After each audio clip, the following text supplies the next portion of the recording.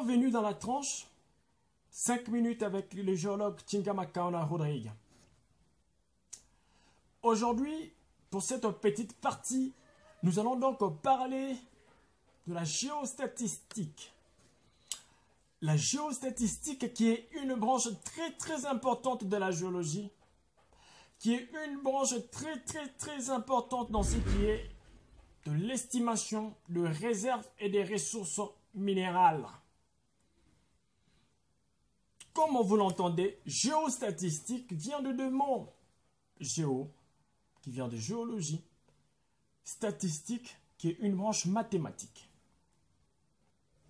Elle est définie donc comme une méthode spatiale, spécialement conçue pour étudier des variables possédant un double comportement, un double caractère, aléatoire et régional.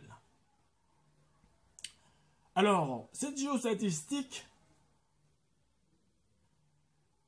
ou une étude géostatistique, c'est fait en 4 grandes étapes, en 4 grandes phases, dont la première est donc l'acquisition des données.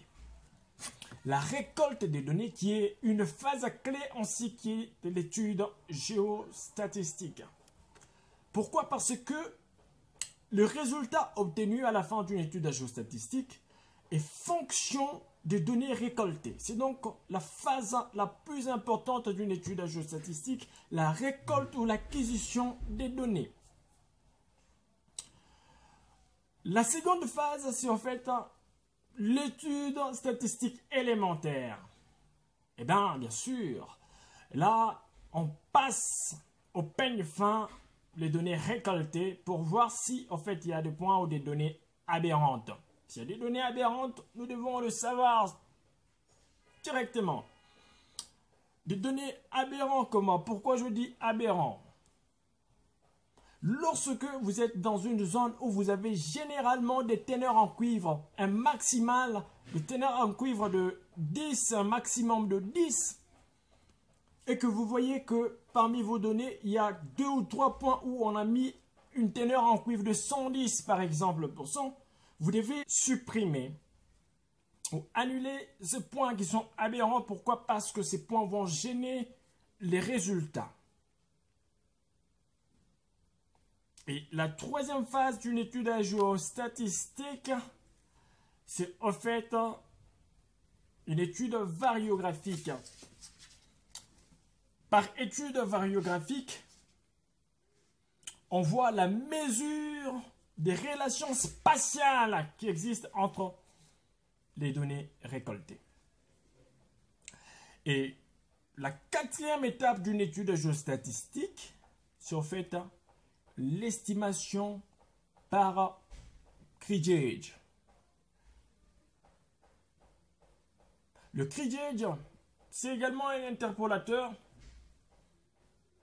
un estimateur dans lequel les données interviennent d'une manière linéaire. Je dis bien linéaire, le Krigage. Alors, nous n'allons pas nous attarder sur le Krigage parce que c'est un mot que je suis en train de vous présenter, mais c'est tout un chapitre. Alors, nous allons parler également de l'estimation de réserves et ressources. Estimation de réserves et ressources.